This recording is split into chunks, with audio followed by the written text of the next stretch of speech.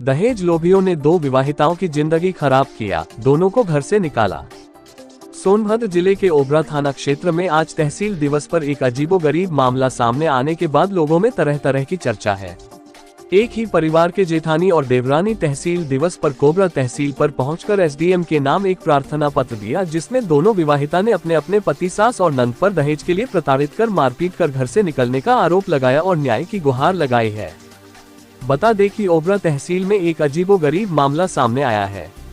आज तहसील दिवस पर दो विवाहिताओं किरण कुमारी पांडेय पत्नी निमेश कुमार पांडेय और पूजा पांडेय पत्नी दिनेश कुमार पांडेय ने अपने अपने पति, सास और नंद पर दहेज के लिए मारपीट करने और घर से निकालने का आरोप लगाते हुए तहसील दिवस पर एक प्रार्थना पत्र देकर न्याय की गुहार लगाई है। मामले में किरण कुमारी पांडेय ने बताया कि हमारी शादी को 3 साल हुए हैं। मैं पिछले 1.5 साल से अपने मायके में रह रही हूं, क्योंकि मेरे पति, सास और नंद द्वारा मेरे साथ मारपीट किया जाता रहा है। मेरे पिता ने सब कुछ दिया था, बस फ्रिज और टीवी नहीं दे पाए थे, पर शादी के कुछ दिन बाद मेरे पिता ने फ्रिज भी दे दिया, पर उसके बाद भी हंगामा शुरू कर दिया कि फ्रिज को लाने के लिए भाड़ा क्यों नहीं दिया गया, इसलिए हमें निकाल दिया गया। हमारी एक बेटी मायके में पैदा हुई, वो भी 8 महीने की हो गई है। अब हम कैसे इसका पालन पोषण करें? हो चाहते हैं कि हमें सरकार न्याय दे, मेरे और मेरी बेटी का भरण पोषण मेरे पति द्वारा दिया जाए। क्या है मामला पूरा? हम लोग को मार पीट के पीड़ा करते हैं। हम लोग वहाँ ससुराल शांति से रहने नहीं दिया जाता है। मानसिक, शारीरिक हर चीज से हमको कष्ट दिया जाता है। किसी के घर में पर्सनल रूम है ही नहीं। ये समस्या कहाँ से आई? ये शादी के दहेज के वजह से आई है। अच्छा, किस तरह का दहेज? दहेज ये गाड़ी ने दिए हैं, वॉशिंग मशीन ने दिया है, फ्रिज ने दिया है, टीवी ने दिया है। अच्छा, इन सब को मांग करते वो प्रताड़ित कर रहे हैं? हाँ, प्रताड़ित कर रहे हैं। मेरे पापा जितना हो सका उतना पापा मेरे दिए। आज कहें दोंगा में देंगे, दोंगा में सिर्फ हमारे पापा तो सामान तो दिए, बस फ्रिज नहीं दिए थे, टीवी नहीं दिए थे। और फिर बाद में ससुराल तक मेरे फिर पहुँचाया गया, तो बस तो भी उसमें हंगामा कर दिया कि तुम वहाँ तो हमको किराया नहीं दिए, क्यों नहीं किराया पहुँचाए, किराया दो। यही मम्मी कही कि नहीं घर तक। अच्छा, शादी कैसे साल हो गए आपके? मैं 3 साल हो गए। 3 साल में क्या कोई बच्चे भी आपके हैं? मेरा एक तो लड़की भी है। दिखा करके लड़की है। अच्छा, ये बच्ची है? हाँ, ये लड़की है। तो क्या ये बच्चे को लेकर कभी आपने अपने हस्बैंड से बात नहीं की है? मैंने कई बार बात किया। जब ये जन्म ली थी तो 18 फरवरी को हमने इनको फोन किया गया था, तो ये बार मम्मी को कहे बुला रहे थे। ये इनकी माँ कुछ नहीं बोली, चिल्लाते रह गए। वो एक बार भी नहीं बुलाया गया, नहीं आई देखने नहीं आई। और आई भी तो वहाँ हंगामा की। और मेरा अब आप क्या चाहती हैं? मैं ये चाहती हूँ मेरा आदमी मैं जिम्मेदारी उठाए, मेरे बच्चे की जिम्मेदारी उठाए। और नहीं उठा सकता, वो अपनी माँ के साथ रहना चाहता है तो रहे, मगर मेरी बच्ची का पालन पोषण के लिए चाहिए। नौकरी करते हैं, वो सरकारी नौकरी करते हैं, और सरकारी नौकरी भी करते हैं तो कोई भी उनके पास कोई खर्च नहीं जाता है। वही मामले में पूजा पांडेय के पिता सतीश कुमार दुबे ने बताया कि आज से 1.5 साल पहले मैं अपनी बेटी पूजा की शादी ओबरा सेक्टर 10 निवासिनी सुमनसाला पांडेय के पुत्र निमेश कुमार पांडेय से किया था। शादी में हमने उन्हें 8.50 लाख रुपए नकद दिया था। कुल 10 लाख रुपए में शादी तय हुई थी। 1.5 लाख रुपया बाकी रह गया था। इसी 1.5 लाख रुपए को लेकर शादी के 3 महीने बाद से ही मेरे बेटी के साथ मारपीट और प्रताड़ित करना किया जा रहा था। मैंने कई बार समझाया कि मुझे 1 साल का वक्त दीजिए, मैं उसे 1.5 लाख को भी दे दूंगा। बेटी के साथ मारपीट मत करिए, तो उन्होंने बेटी को ही घर से निकाल दिया है। पिछले 6 महीने से मेरी बेटी मायके में रह रही है। बहुत कोशिशों के बाद भी ससुराल वालों ने इसको घर में लेने से मना कर दिया है। अब जब अपने बेटी के ससुराल वालों से बातचीत की तो वो लोगों द्वारा बताया गया कि आपकी बेटी अपने जेठानी का साथ क्यों देती है। इन लोगों ने मेरे बेटी के जेठानी को पिछले साल से घर से निकाल दिए है। इस वजह से मेरे बेटी से भी तलाक ले रहे हैं, जिससे परेशान होकर आज हम लोग तहसील दिवस पर प्रार्थना पत्र दिए हैं और न्याय की गुहार लगाए हैं। वही प्रार्थना पत्र का संज्ञान लेकर सीओ ओबरा ने ओबरा थाने पर कल बुलाया है और आश्वासन दिया है कि मामले में कार्यवाही की जाएगी। आज के 1.5 साल पहले मैंने शादी किया था। हाँ। ये सुमनसाला पांडे है और ये सेक्टर 10 में रहती थी। मैं वहाँ से बरच्छा किया और उसके बाद मैंने इनकी शादी कर दिया। शादी करने के बाद जो है 3 महीना तक तो सब कुछ सही रहा। हमने 1.5 लाख जो बाकी था, 1 साल का हमने समय मांगा था। अच्छा, पैसा कितने डिमांड का था? 10 लाख का डिमांड था, जिसमें 1.5 लाख 8 लाख नगद दे दिया था और 51,000 तिलक के समय चढ़ाते समय सार्वजनिक रूप में दिया था और 1.5 लाख बाकी रह गया था। वो मैं साल भर का समय मांगा था तो ये बोली ठीक है। और मैं LCD TV नहीं दे पाया, किचन सेट इनके मनपसंद नहीं दे पाया और एक बाइक की बात थी। सो पैसे का अभाव में मैं नहीं दे पाया, लेकिन मैं बोला के दे दूंगा। अब वो न देने के पाके इसको 6 महीने से ये मायके में रह रही है। और ये भी अच्छा ये भी नहीं बोले थे कि मैं छोड़ रहा हूँ या क्या कर रहा हूँ।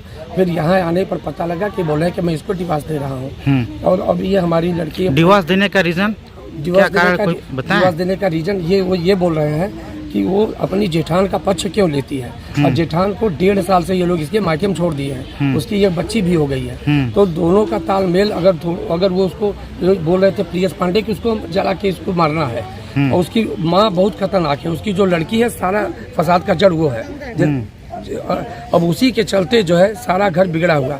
साइड सपोर्ट में एक धर्मेंद्र दुबे है और उस लड़के का खुशबू वर्मा नाम की लड़की। कौन है जी? धर्मेंद्र दुबे उनके समधी हैं। और ये खुशबू वर्मा नाम की जो लड़की है ये उसका लड़के से इसका अफेयर है। ये हम लोग को बाद में पता जो लड़की है उनके घर के बगल में जो आपकी बेटिया के दामाद का उनके साथ। जी हाँ।